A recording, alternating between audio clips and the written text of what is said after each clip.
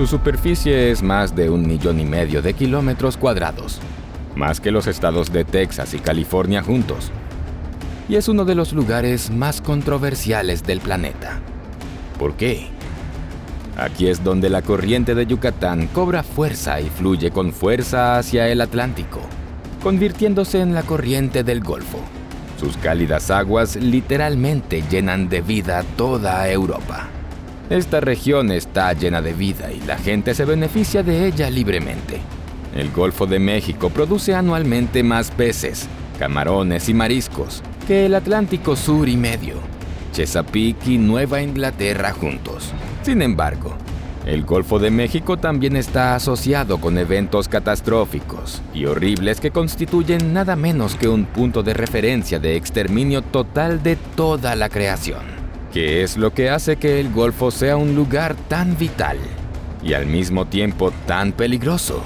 Drenemos el fondo del Golfo de México y veamos qué hay allí.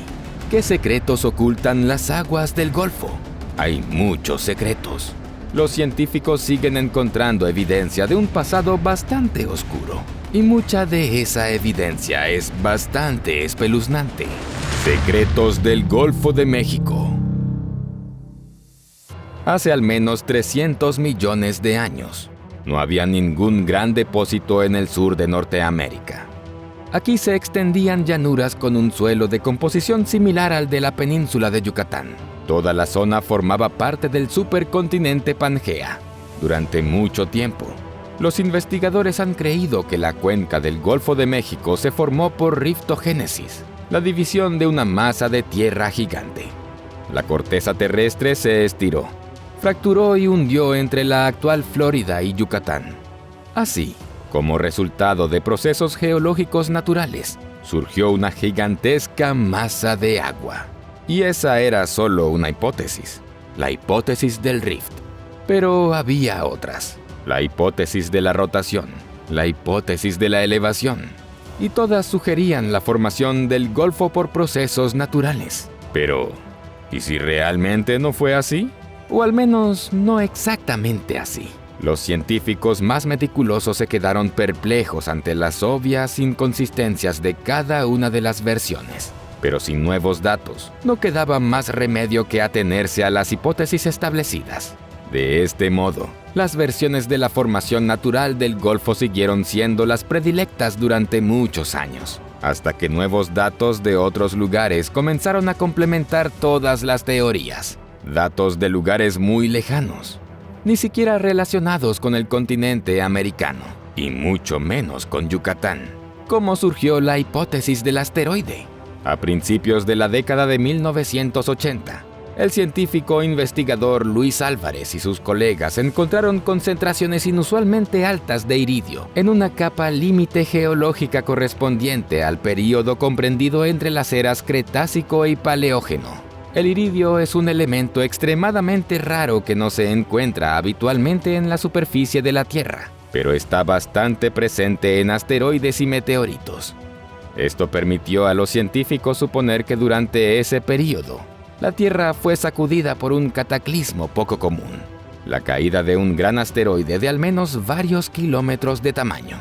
Además, los científicos también encontraron signos de un incendio planetario global, así como depósitos de organismos microscópicos de aguas profundas en el límite de la capa geológica. Esto también contribuyó a la teoría de que hubo una extinción a gran escala de la vida en la Tierra después del impacto del asteroide, y los dinosaurios fueron solo uno de los episodios de esta extinción. De hecho, se extinguieron hasta el 80% de las especies biológicas. La hipótesis del asteroide cobraba cada vez más fuerza, pero había un pero. ¿Dónde está el cráter?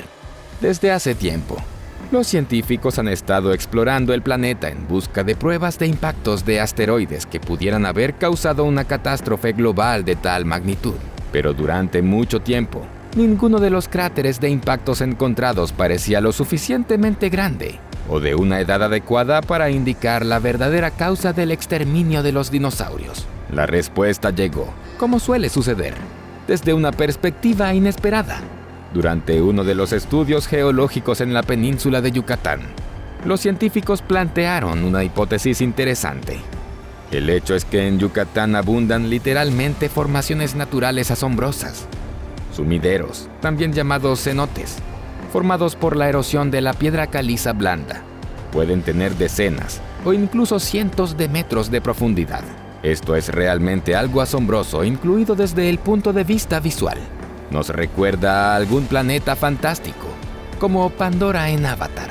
Este fenómeno no es tan raro en nuestra Tierra, pero es aquí, en Yucatán, donde los científicos han notado una rareza. En primer lugar, muchos cenotes están conectados por profundos canales subterráneos.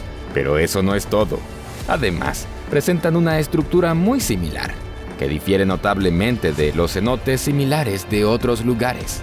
Por ejemplo, se descubrió que los depósitos, a pesar de las expectativas, tienen una dirección variable. Los depósitos verticales se alternan con los horizontales en la capa superior y luego con los verticales nuevamente. Para un profano, esto apenas puede explicar mucho, pero los expertos en esta área se dieron cuenta de que, hace millones de años, ocurrió algo tan poderoso y masivo que literalmente puso todos los horizontes geológicos de cabeza. Y, por último, la principal peculiaridad que llevó a los científicos directamente a las conclusiones finales. Los principales grupos de cenotes se encuentran dispuestos en forma de anillo, con un diámetro de aproximadamente 180 kilómetros. Si miramos el esquema de ubicación de estas formaciones desde arriba, casi no quedan dudas. El Golfo de México es el antiguo cráter del impacto de un gran cuerpo celeste. Solo quedaba confirmar la suposición por otros signos y, finalmente, asegurarse de que este es el asteroide que puso fin a la era de los dinosaurios en la Tierra. Y fue bastante sencillo. Hoy, millones de años después de su formación, el sitio del impacto está oculto no solo bajo las aguas del Golfo de México, sino también bajo una capa de roca sedimentaria de varios metros, que se ha depositado a lo largo de decenas de millones de años. La única forma confiable de calcular con precisión la edad del cráter y determinar si data de la época de la extinción de los dinosaurios es analizar las rocas del interior profundo del cráter mismo, en lugar de las de la superficie. En 2016, un equipo internacional de científicos perforó un agujero utilizando una plataforma petrolífera especialmente adaptada. Continuamente extrajeron muestras de piedra caliza a la superficie, sumergiéndose cada vez más profundamente. Finalmente, el equipo encontró una capa que era radicalmente diferente a las anteriores. Ya no era una simple piedra caliza sedimentaria, era roca fundida y endurecida. Y las muestras comprobaron que esta roca tiene unos 66 millones de años. Es decir, se formó en la misma época en la que se extinguieron los dinosaurios. Ya no había ninguna duda, pero el equipo continuó la investigación para averiguar los detalles de ese devastador evento. Y los resultados fueron asombrosos. Según los cálculos, la potencia del impacto estaba lejos de ser comparable incluso a las pruebas de las bombas de hidrógeno más poderosas. Incluso si se sumaran todas las pruebas y se multiplicaran muchas veces, la potencia era comparable a las 10.000 millones de bombas lanzadas sobre Hiroshima. Repito, 10.000 millones de bombas de Hiroshima, en un solo lugar, instantáneamente. Se trataba de un asteroide muy común, de los miles que hay en el sistema solar. La mayoría de ellos ni siquiera se acercan a nuestro planeta, y los que lo hacen casi siempre pasan volando, casi. Pero no esa vez, no ese día fatal, o esa noche, no importa. Así fue, 10 minutos antes del impacto. Todavía no hay nada que anticipe el desastre. Dinosaurios y otros animales más pequeños pastan en los vastos espacios de la antigua Tierra. Mientras tanto, no es solo una gran roca la que se acerca a la Tierra. Ni siquiera es una roca, es una montaña de 10 kilómetros de alto. Es más grande que el Everest. Esta montaña aún está muy lejos, a varias decenas de miles de kilómetros de la Tierra. pero avanza a una velocidad tremenda. Decenas de kilómetros por segundo. 5 minutos antes del impacto. El asteroide está muy cerca de la Tierra. Ya está por debajo de la órbita en la que ahora se ciernen los satélites geoestacionarios. Si esto ocurriera actualmente, todos los astrónomos aficionados lo habrían visto, y es difícil imaginar la magnitud del pánico que se habría apoderado de toda la humanidad. En aquel momento, hace 66 millones de años, nadie se asustó. Las criaturas que habitaban el planeta no sospechaban nada. Pero la colisión ya era inevitable, y el futuro cercano no ofrecía un buen panorama, solo uno malo, y muy malo. Todo transcurrió según el peor escenario. El asteroide entró en la atmósfera desde el noreste en un ángulo pronunciado con respecto al horizonte, 60 grados, y eso es parte del peor escenario posible. Si hubiera caído en un ángulo de 15 grados o en vertical, las consecuencias no habrían sido tan nefastas. 2 minutos antes del impacto. Al entrar el asteroide en las capas densas de la atmósfera a una velocidad altísima, crea una presión alucinante que, combinada con la fricción, conduce a una formación explosiva de plasma con temperaturas inimaginables. Este espectáculo de luz mortal fue observado por todos los seres vivos de la mitad del planeta. Primero hubo un destello cegador en el cielo, y luego no desapareció. Los pobres dinosaurios observaron cómo la enorme bola de fuego rodaba por el cielo durante unos segundos y desaparecía sobre el horizonte. Luego, este silencioso carro de fuego celestial es seguido por un estruendo ensordecedor. Es una onda sonora, ya que el asteroide se mueve mucho, mucho más rápido que la velocidad del sonido. Esta onda es comparable en potencia a la onda de choque de una explosión nuclear. Incluso el paso del asteroide por la atmósfera trae muerte y destrucción. La radiación provoca que las plantas se incendien, muchos animales queden ciegos y mueran. Pero esto no es nada. Casi nada comparado con lo que ocurrirá en unos segundos. El impacto. Durante unos segundos no ocurrió nada y luego todo el cielo brilló de manera cegadora. Un asteroide se estrelló en el lugar del actual Golfo de México, cerca de la costa norte de la península de Yucatán. El impacto de una enorme roca cósmica de 12 kilómetros a una velocidad de 20 kilómetros por segundo produjo un destello que habría eclipsado a 1000 soles. La energía liberada tras la formación del cráter fue igual al impacto de unos 10.000 millones de bombas atómicas lanzadas sobre Hiroshima. En un segundo, el asteroide penetró en la corteza terrestre a una profundidad de 20 kilómetros. El impacto levantó una bola de fuego de roca fundida que iluminó el cielo a miles de kilómetros. El aire se calentó instantáneamente a una temperatura que incendió bosques y pastizales en vastas áreas.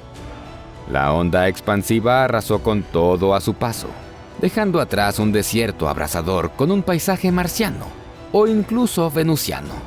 Tsunamis de hasta 100 metros de altura aparecieron en el océano, cubrieron la costa y se adentraron en las profundidades de los continentes. En toda la superficie, la Tierra se estremeció con poderosos terremotos que provocaron desprendimientos de rocas y derrumbes de tierra. Es difícil imaginar lo que sintieron los dinosaurios en ese momento, pero muchos no tuvieron tiempo de sentir nada.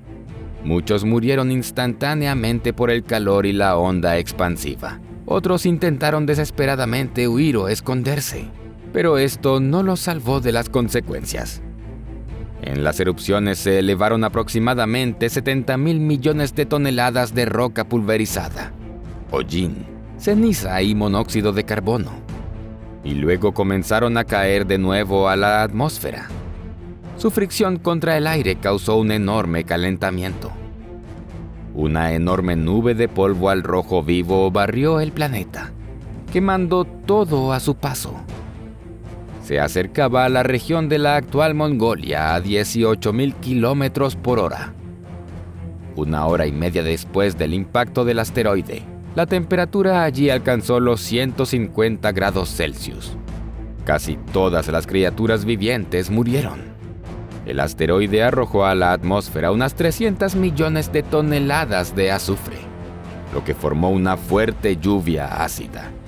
También levantó una enorme cantidad de polvo en el aire, que oscureció el sol durante varios años, lo que provocó un enfriamiento dramático del clima y una hambruna global. Casi todas las cadenas alimentarias se desmoronaron. La mayoría de las especies no pudieron adaptarse a tales cambios y se extinguieron. Dejemos volar la imaginación y supongamos que algunos huevos de dinosaurios se mantuvieran intactos bajo tierra.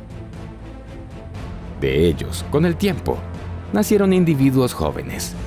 Pequeños grupos de lagartos aparecieron en diferentes lugares, pero el frío, la hambruna y las enfermedades los mataron rápidamente.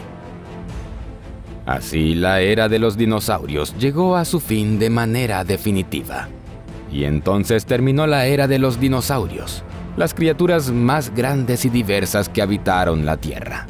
Fueron reemplazados por pequeños mamíferos, que sobrevivieron gracias a su capacidad para mantener el calor corporal y comer diversos tipos de alimentos. Se convirtieron en la base de una nueva rama evolutiva. Así comenzó la era de los mamíferos. Y en el lugar del impacto del asteroide se formó un pozo gigante de 30 kilómetros de profundidad y unos 200 kilómetros de diámetro. Por supuesto, se llenó de inmediato con las aguas del océano. 66 millones de años después, otra especie dominante llamaría a este agujero Golfo de México, y comenzarían a extraer sus riquezas inmediatamente, tan pronto como aprendieran a perforar el fondo marino. Sí, estamos hablando del oro negro, la principal riqueza de las profundidades del Golfo. El Golfo de México es una de las regiones más críticas para los recursos energéticos y la infraestructura incluso a nivel mundial, y más aún para los Estados Unidos. Representa el 15% de la producción total de petróleo crudo de Estados Unidos y el 5% de la producción total de gas natural. Pero, ¿por qué hay tanto petróleo en el Golfo? Tratemos de drenar el fondo y veamos. ¿Por qué hay tanto petróleo en el Golfo? Por la misma razón. Hay grandes depósitos de petróleo en otros lugares del planeta. Durante muchos millones de años, una gran variedad de formas de vida surgieron y perecieron en este lugar. Las vastas llanuras eran pantanos profundos, donde los restos en descomposición de animales y plantas se acumulaban capa tras capa, año tras año. Muchos millones de años después, estas llanuras se convirtieron en un fondo marino, con muchos metros de materia orgánica concentrada en descomposición enterrada bajo capas sedimentarias. Durante los procesos geológicos naturales, toda esta materia orgánica fue cada vez más expuesta a altas temperaturas y presiones, y así se transformó gradualmente en el oro negro. Así es como sucede.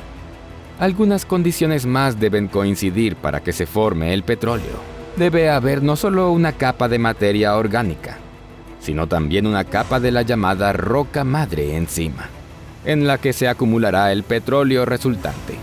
Y sobre todo esto, debe haber la llamada trampa, una capa de roca impermeable que evitará que el petróleo acumulado se disipe y se filtre en todas direcciones. Todo esto se calienta desde abajo por el calor natural del interior de la Tierra. Con un poco de imaginación, es fácil encontrar una analogía con algún tipo de laboratorio humano o planta química.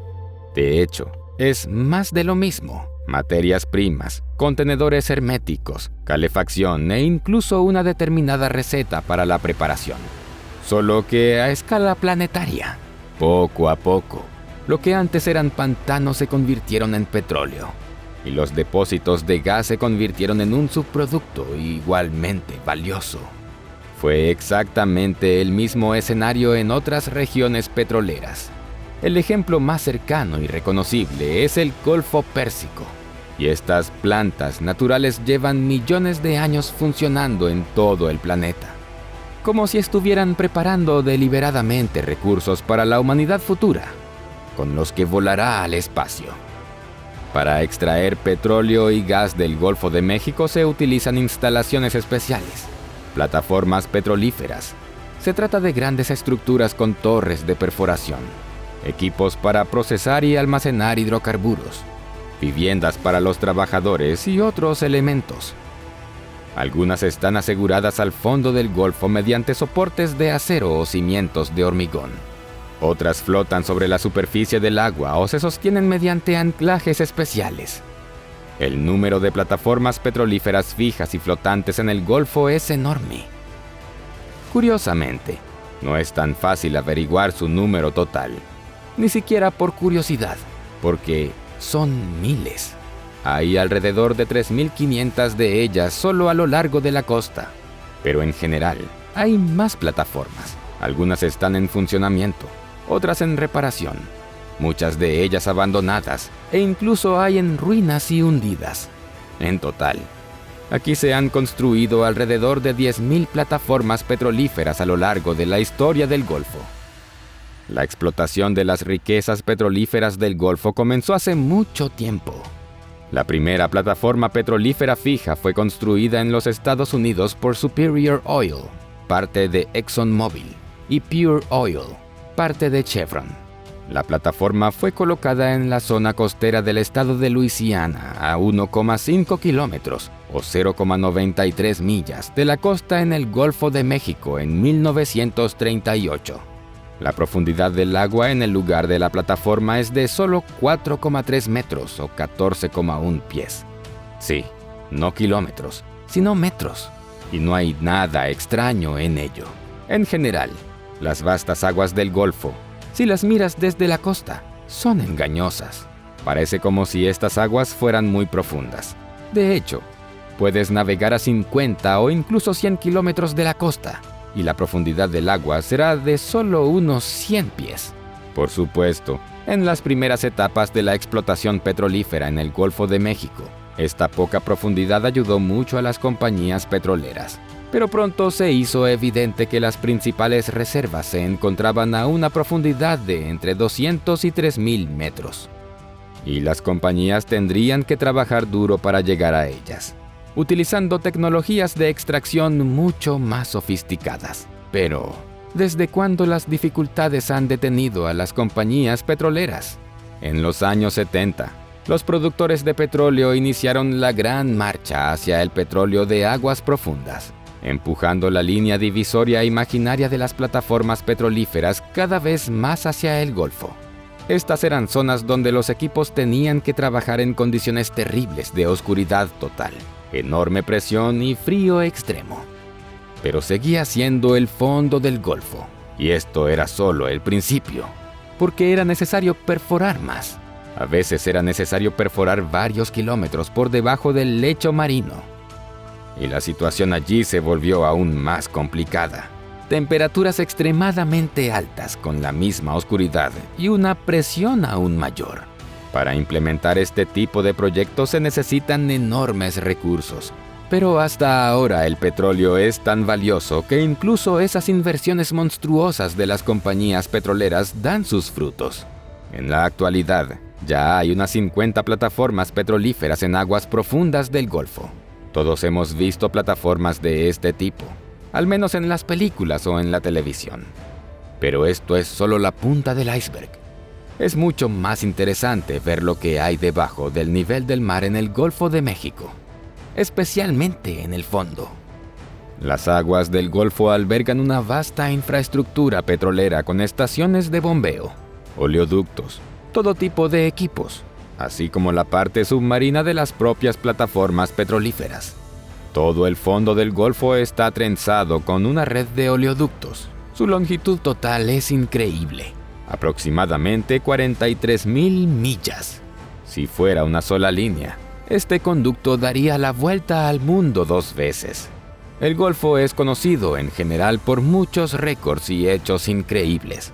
Por ejemplo, aquí se encuentra el pozo petrolífero submarino más grande del mundo, perdido a una profundidad de aproximadamente 2,5 kilómetros o 1,5 millas y es capaz de producir hasta 100,000 barriles de petróleo por día.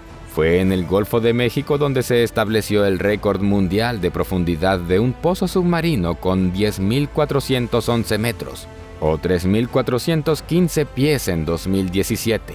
Y un incidente desastroso pero curioso relacionado con el Golfo ocurrió no en el propio Golfo, sino directamente relacionado con sus aguas, y la razón de ello fue la búsqueda de petróleo. El 20 de noviembre de 1980, mientras buscaban petróleo en el lago Pig-Neur, en Estados Unidos, una perforadora accidentalmente perforó un agujero en una de las minas de sal ubicadas bajo el lago.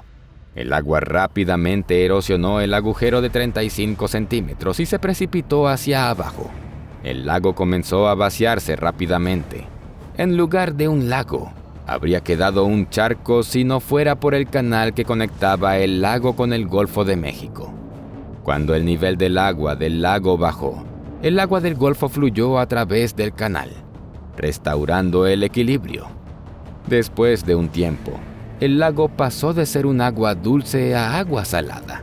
Su profundidad máxima aumentó 100 veces y, posteriormente, el ecosistema circundante cambió por completo. Sí, no todo es sol y arco iris cuando se trata de infraestructura petrolera. Esto es un hecho evidente. Accidentes de diversa gravedad ocurren con frecuencia. En 1979, por ejemplo, se produjo uno de los mayores derrames de petróleo de la historia cuando la plataforma de perforación Ixtoc 1 perdió el control de un pozo y derramó alrededor de 3 millones de barriles de petróleo en el Golfo. Y en 2010 ocurrió un accidente que sacudió al mundo. La expresión popular, la vida nunca volverá a ser la misma, encaja perfectamente. La plataforma Deepwater Horizon de la petrolera BP British Petroleum fue instalada a 1,5 kilómetros de profundidad, a 80 kilómetros de la costa. Se trataba de una enorme estructura sobre 4 patas flotantes unida a un catamarán sumergible con una plataforma de perforación montada sobre ella, equipada con el equipo necesario y con una unidad de vivienda. Fue diseñada para operar en profundidades de agua de hasta 2,4 kilómetros y era capaz de perforar pozos de hasta 9,1 kilómetros. Fue la primera plataforma con el llamado posicionamiento dinámico, es decir, se mantenía en posición mediante 8 hélices que le permitían moverse en cualquier dirección para compensar el movimiento del agua o la deriva del viento, y podía alcanzar una velocidad de hasta 7,5 kilómetros por hora. Deepwater Horizon fue varada el 21 de marzo de 2000 y botada el 23 de febrero de 2001. Operó durante 9 años completos sin problemas graves, hasta que algo salió mal una terrible mañana de abril. El 20 de abril de 2010 debería haber sido un día de triunfo para British Petroleum y el equipo de Deepwater Horizon. La plataforma de perforación flotante estaba a punto de completar la perforación de un pozo que se extendía 3,6 kilómetros, o 2,23 millas por debajo del fondo del océano. Era un desafío tan abrumador que a menudo se ha comparado con llegar a la Luna. Ahora, después de 74 días de perforación continua, BP se estaba preparando para sellar el pozo de Macondo y dejarlo tal como estaba hasta que todo el equipo de producción estuviera en su lugar para garantizar un suministro regular de petróleo y gas. En las siguientes horas, la plataforma pasó por una montaña rusa de eventos que podrían haber sido incluidos en los manuales de seguridad. Y la teoría de la catástrofe ganó otro ejemplo vívido. El 20 de abril de 2010, a las 9:50 am, hubo una explosión en la plataforma, seguida por un incendio. En el momento del accidente, 126 técnicos estaban trabajando en ella. 11 de ellos murieron. Estaban desaparecidos y no han sido encontrados. Los demás fueron rescatados. Ni siquiera 4 barcos de bomberos pudieron apagar el incendio, que duró 36 horas. Las causas del accidente son un tema de discusión especial. Se pueden sacar conclusiones, pero las consecuencias no se pueden deshacer. Y las consecuencias son tan terribles que es difícil incluso comprenderlas. La boca del pozo se despresurizó y una gigantesca fuente de petróleo comenzó a brotar al mar. Miles de barriles de petróleo por día fluían a las aguas del Golfo, según las primeras estimaciones, y eso fue solo el principio. El 22 de abril, la plataforma en llamas se inclinó y se hundió. Una gran mancha de petróleo apareció en la superficie del agua en el lugar del pozo y creció rápidamente. Se hizo evidente que el pozo no estaba tapado y continuó liberando petróleo al agua. Era obvio para todos que se trataba de una terrible catástrofe ecológica, pero pocos podrían haber imaginado que esta pesadilla duraría casi medio año. Así es. El derrame de petróleo duró 152 días, desde el 20 de abril de 2010 hasta el 19 de septiembre de 2010. Durante ese periodo de tiempo, alrededor de 5 millones de barriles de petróleo salieron del pozo hacia el Golfo de México. Este fue el mayor derrame de petróleo en alta mar en la historia, dejando muy atrás los accidentes anteriores. El desastre tuvo un enorme impacto negativo en los ecosistemas del Golfo y también dañó gravemente sectores sostenibles de la economía de la región, como la pesca y el turismo. Todos los estados de Estados Unidos con acceso al Golfo de México se vieron afectados por el derrame de petróleo, siendo Luisiana, Alabama, Mississippi y Florida los estados más gravemente afectados. La escala de la destrucción de la flora y la fauna es incluso difícil de comprender. El 8 de septiembre de 2010, BP publicó un informe de 193 páginas sobre la investigación de la explosión de Deepwater Horizon. El informe fue preparado durante 4 meses por un equipo de más de 50 expertos encabezados por Mark Bly, director de seguridad operacional de BP. Según el informe de BP, el accidente fue causado por un error humano, en particular por decisiones erróneas del personal, problemas técnicos y defectos de diseño en la plataforma petrolífera. En total, se enumeraron 6 causas principales del accidente, al igual que la fusión parcial del núcleo del reactor de la central nuclear de Three Mile Island en 1979, las fugas tóxicas en la planta química de Bhopal, India, en 1984, el desastre del Challenger y el desastre de Chernóbil en 1986. Estos sucesos no fueron el resultado de un paso en falso o de un fallo en una unidad en particular. El desastre de Deepwater Horizon fue el resultado de una cadena de acontecimientos. La investigación del accidente ha reconstruido la fatal cadena de acontecimientos que condujo a la terrible tragedia. 7 de octubre 2009. BP comienza a perforar en el sitio de 2.280 hectáreas que alquiló en 2008 por $34 millones. Sin embargo, la plataforma de perforación Marianas que se utilizó inicialmente resulta dañada por el huracán Ida, por lo que es remolcada al astillero para ser reparada. Se necesitan 3 meses para reemplazarla por la plataforma Deepwater Horizon y reanudar las operaciones. 6 de febrero 2010. Deepwater Horizon comienza a perforar en el yacimiento petrolífero de Macondo. Para cumplir con el cronograma, los trabajadores se apresuran y perforan a una velocidad excesiva. Pronto, la velocidad excesiva hace que las paredes del pozo se agrieten y el gas comience a filtrarse. Los ingenieros sellan los 600 metros inferiores del pozo y dirigen el pozo para que lo desvíe. Estas alteraciones provocaron un retraso de 2 semanas. Mediados de marzo, Mike Williams, ingeniero electrónico jefe de Transocean, le pregunta a Mark Hay, gerente de operaciones submarinas, por qué las funciones de cierre de gas en el panel de control están desactivadas. Según Williams, Hay respondió: "Así es como lo hace todo el mundo aquí". El año anterior, Williams había notado que todas las luces de emergencia e indicadores de la plataforma estaban apagados y no se activaban automáticamente en caso de fuga de gas y detección de incendio. En marzo, vio a un trabajador sosteniendo piezas de goma extraídas del pozo.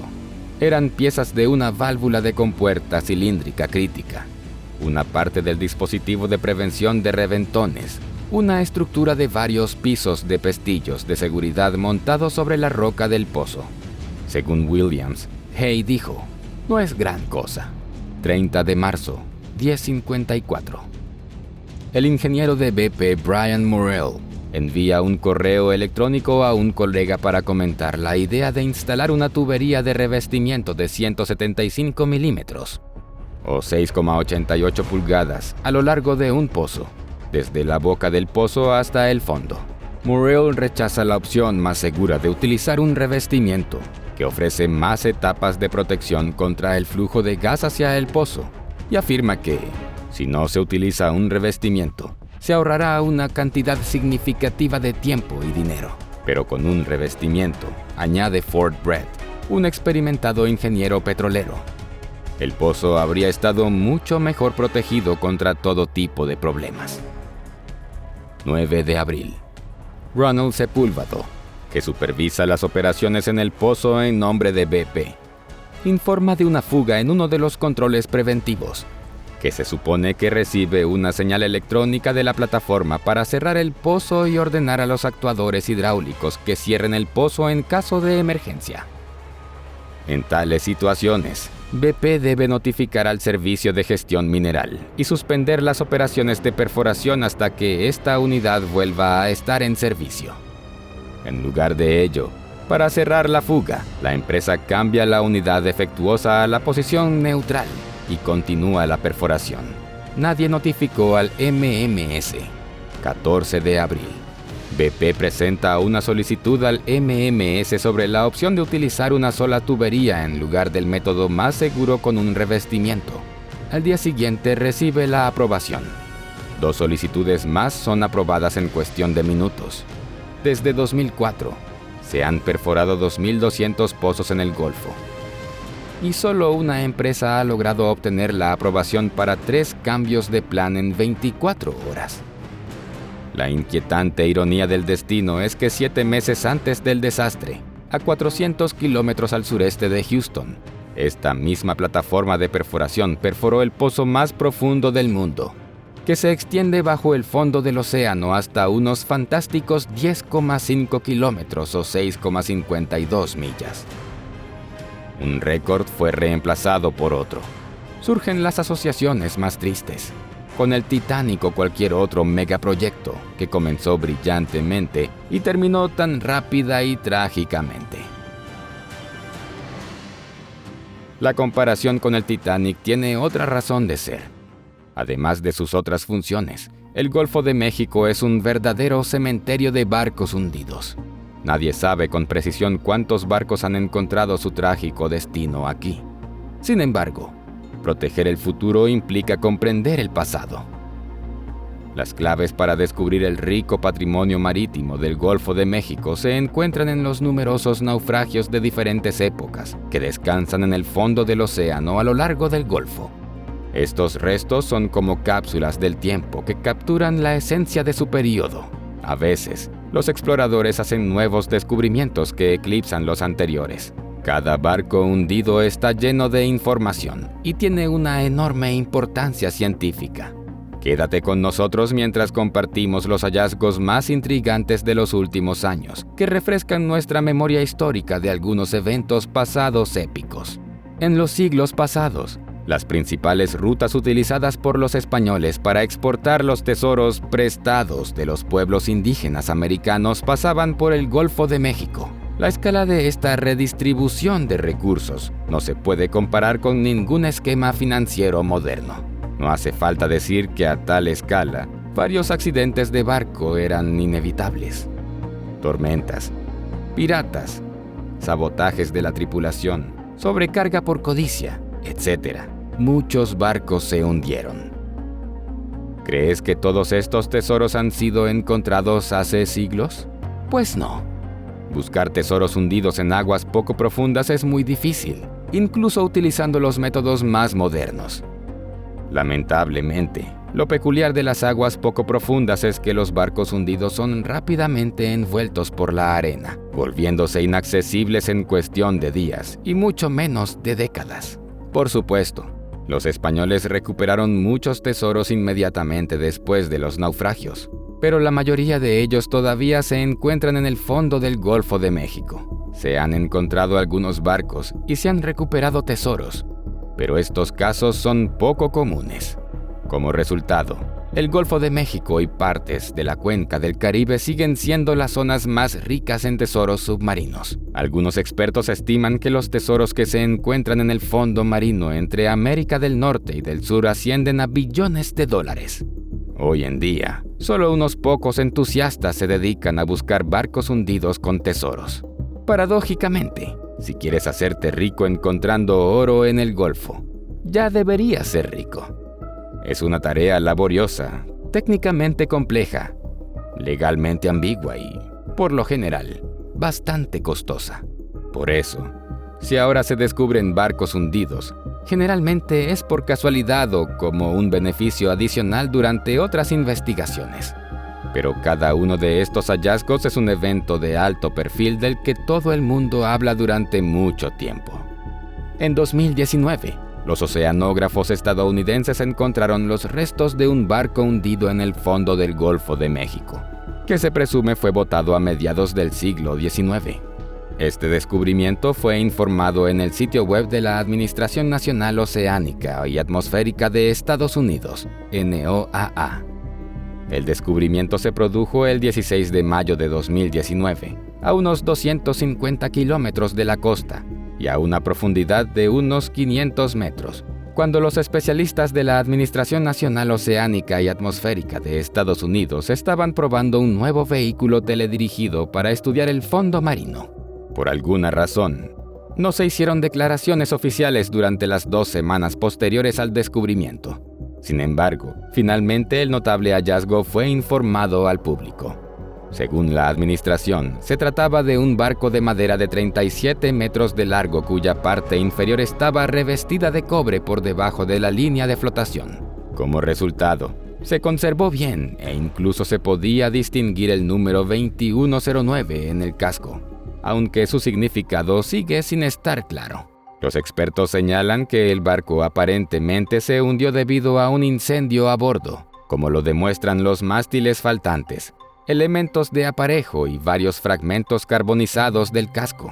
Al mismo tiempo, los expertos de la administración tienen dificultades para determinar la afiliación del barco o aproximar la fecha de su hundimiento.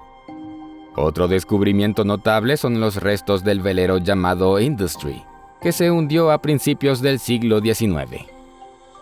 El descubrimiento de Industry fue el resultado de los esfuerzos de colaboración de científicos y arqueólogos de la Administración Nacional Oceánica y Atmosférica de Estados Unidos, junto con socios de la Oficina de Gestión de la Energía Oceánica y Search Inc., una empresa arqueológica privada. A principios de 2022, la administración y sus socios anunciaron el descubrimiento de un barco ballenero hundido de 207 años de antigüedad. Los restos del velero de madera de 2 mástiles de 64 pies brindan información sobre un capítulo menos conocido de la historia estadounidense, cuando los descendientes de africanos y nativos americanos esclavizados sirvieron como tripulación principal en una de las industrias más antiguas del país. Construido en 1815 en Westport, Massachusetts, el barco cazó ballenas en el Golfo de México, el Océano Atlántico y la cuenca del Caribe durante 20 años. Sin embargo, el 26 de mayo de 1836, el propio barco de caza fue víctima de una poderosa tormenta. La violenta tempestad rompió sus 2 mástiles. El barco sufrió una importante rotura en el casco y pronto se hundió. La tripulación logró escapar y regresar a Westport en otro barco ballenero. Los investigadores identificaron el barco a partir de un video tomado por un robot submarino a una profundidad de 1.800 metros, o 5.905 pies. Se encontraron pocos artefactos a bordo, ya que la mayor parte de la carga y el aparejo habían sido retirados antes del hundimiento. Sin embargo, la diversa composición de la tripulación del barco llamó la atención de los investigadores. Hoy celebramos el descubrimiento de un barco perdido que nos ayudará a comprender mejor la rica historia de cómo las personas de color triunfaron como capitanes y miembros de la tripulación en la naciente industria ballenera estadounidense de principios del siglo XIX, dijo el Dr. Rick Spinrad, Ph.D. administrador de la NOAA. El descubrimiento refleja cómo los afroamericanos y los nativos americanos prosperaron en la economía oceánica a pesar de enfrentar la discriminación y otras injusticias. Otro descubrimiento fascinante y a la vez inquietante es el de los restos del submarino alemán U-166, que se hundió durante la Segunda Guerra Mundial. Como único submarino alemán perdido en el Golfo de México, su historia abarca no solo la guerra y la tragedia humana, sino también las circunstancias reales que rodearon los dramáticos acontecimientos del pasado. El 30 de julio de 1942, el U-166 atacó y hundió al barco estadounidense Robert E. Lee en el Golfo de México. En ese momento, el barco estaba bajo la escolta del buque patrullero de la Armada de los Estados Unidos, PC-566, aproximadamente a 45 millas, o 72 kilómetros, al sur del delta del río Mississippi. El PC-566 atacó inmediatamente al submarino con bombas de profundidad. Basándose en los rastros de petróleo en la superficie del agua, se concluyó que el submarino había sido alcanzado. El PC-566 recogió a los supervivientes del Robert E. Lee y regresó al puerto. Sin embargo, el liderazgo de la Armada dudó del relato del capitán del PC-566, Herbert G. Claudius. Además, criticaron sus tácticas de batalla, lo reprendieron y lo relevaron del mando. El 1 de agosto, un avión anfibio J-4F-1 Widgeon de la Guardia Costera estadounidense avistó un submarino a unas 100 millas o 160 kilómetros de la costa de Houma, Luisiana. El avión atacó, arrojando una bomba de profundidad. El submarino realizó una inmersión de emergencia durante el ataque, pero los pilotos White y Boggs informaron de su destrucción. Después de la guerra, los archivos alemanes confirmaron la pérdida del U-166 en el Golfo de México. Fue declarado desaparecido, junto con los 52 miembros de la tripulación. Los pilotos recibieron premios gubernamentales. White recibió la Cruz de Vuelo Distinguido y Boggs la Medalla Aérea. Durante casi 60 años, se creyó que los pilotos de la aeronave habían hundido el submarino. Sin embargo, en 2001, una reevaluación del destino del submarino reveló que el U-166 fue hundido realmente por bombas de profundidad del buque patrullero PC-566. Los pilotos White y Boggs habían atacado a otro submarino alemán, el U-171. Este submarino informó de un ataque aéreo el 1 de agosto de 1942 en la misma zona y solo sufrió daños menores. El 16 de diciembre de 2014, el secretario de la Marina de los Estados Unidos, Ray Mabus, otorgó póstumamente al capitán del PC-566 y al propio Herbert G. Claudius la Legión al Mérito por heroísmo en combate. 70 años después, sabemos que el informe de Claudius después de la acción era absolutamente correcto, dijo Mabus. El barco de Claudius hundió ese submarino, y nunca es demasiado tarde para aclarar las cosas. Pero uno de los descubrimientos más fascinantes hasta la fecha es el lugar con 3 naufragios conocido como el sitio del naufragio de Monterrey. En las profundidades del océano se descubrieron los restos de 3 barcos de madera, que se cree que se hundieron a principios del siglo XIX. Estos sitios han sido llamados provisionalmente Sitio de Naufragio de Monterrey, A, B y C. Como monumentos únicos de la historia y la cultura marítimas, ofrecen información valiosa sobre la vida y el comercio en la costa del Pacífico de América del Norte. Durante una expedición de 2014 en el Golfo de México a bordo del NOAA Oceanus Explorer, los investigadores intentaron descubrir la enigmática y trágica historia de estos naufragios. El sitio del naufragio de Monterrey A, el más estudiado de los 3, se encuentra a una profundidad de 1.310 metros o 4.300 pies. El descubrimiento de 2 grandes cañones a bordo llevó a los investigadores a creer que se trataba de los restos de un corsario bien armado. En una imagen se puede ver un gran cañón, aparentemente montado sobre un carro giratorio. El cañón de la derecha descansa sobre otro cañón. Los restos, que ahora albergan una variada fauna marina, han estado sumergidos durante mucho tiempo bajo el agua. También se desenterró una amplia gama de artefactos que datan de principios del siglo XIX. Este período tumultuoso fue testigo de la construcción de naciones, guerras civiles y movimientos de independencia en las regiones y colonias alrededor del Golfo de México, incluidos los Estados Unidos en expansión y América Latina. Pero estos 3 naufragios no fueron descubiertos simultáneamente. Monterrey A fue encontrado primero, y el cuerpo de exploración descubrió más tarde 2 sitios adicionales que contenían los restos de viejos barcos de madera. De repente, el misterio se triplicó. Como se reveló, Monterrey B se hundió con un cargamento de pieles y grandes bloques blancos de una sustancia no identificada. Esto podría ser grasa de ganado para hacer velas, resina natural para la producción de laca, o incluso caucho natural.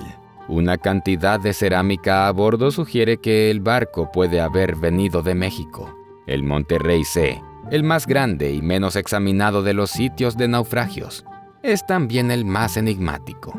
El barco sufrió daños importantes al chocar contra el lecho marino a más de 4.000 pies, o 1.220 metros de profundidad.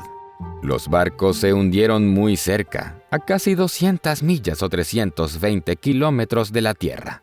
Lo que lo hace trágico es que probablemente se hundieron casi simultáneamente durante la misma tormenta. Estos 3 barcos sirven como testimonio de un período extraordinario en la historia del Golfo de México, caracterizado por la colonización, la revolución, la independencia, la piratería, el comercio y la guerra. A medida que los científicos continúan estudiando los restos utilizando la tecnología de vanguardia, podríamos descubrir aún más hechos sobre los eventos de esa era olvidada.